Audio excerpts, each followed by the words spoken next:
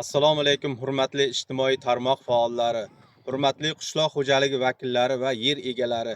2024-yil 30-dekabrdagi davlatimiz rahbari tomonidan dala chetlaridan samarali foydalanish, qo'shimcha mahsulot ishlab chiqarish va fermer hamda aholi tomorqalari daromadlarini oshirishga qaratilgan 465-sonli qaror qabul qilindi.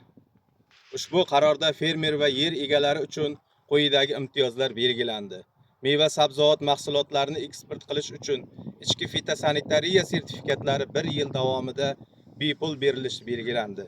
Dala chetlariga ekilgan inventura usulida yaratilgan mevali payvandli ko'chatlar sotib olish xarajatlari 50% miqdorida maqsadli ajratma belgilangan tartibda subsidiyalar ajratildi.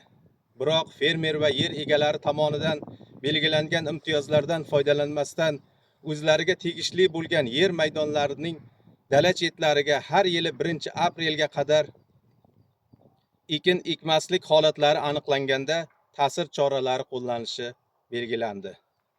Misol uchun, qishloq xo'jaligi mahsulotlarini yetishtiruvchilarga ularni barcha qishloq xo'jaligiga mo'ljallangan yerlari uchun yer solig'i stavkasi 3 karra miqdorida hisoblanadi. Qishloq xo'jaligini davlat tomonidan qo'llab-quvvatlash jamg'armasidan belgilangan tartibda ajratiladigan kredit resurslari hisobidan moliyalashtirish to'xtatiladi. Hurmatli fermerlar hamda yer egalari, sizlarni qishloq xo'jalik yerlaridan samarali foydalanishda, ko'chat ekish, bog' yaratish, dala chetlarida qishloq xo'jalik mahsulotlarini yetishtirishda tadbirlarda faol ishtirok etishingizga chaqiramiz. Narpay tuman fitosanitar nazorat davlat inspektori Jonibek Ernazarov.